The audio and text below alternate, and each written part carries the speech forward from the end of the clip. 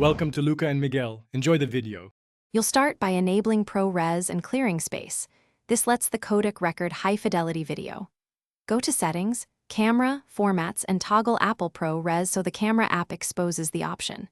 Make sure you know why storage matters.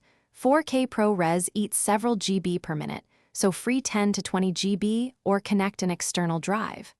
Once enabled, open Camera and switch to video mode. You should now see a ProRes badge.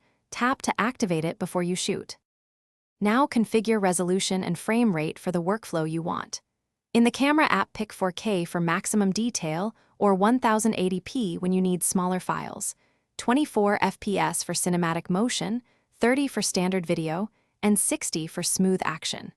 You'll want ProRes primarily when you plan heavy color grading or compositing because it preserves more color information and less compression.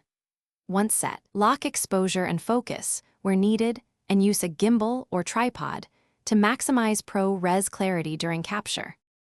Start recording with the ProRes indicator visible and keep an eye on storage and battery since both affect recording length.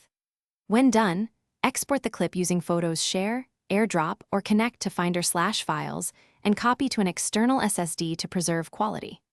If you run into problems, ProRes grayed out or stops recording, reboot the phone, free up significant space, and ensure low power mode is off because it can disable high-performance codecs. If that fails, update iOS or retry with a different storage target.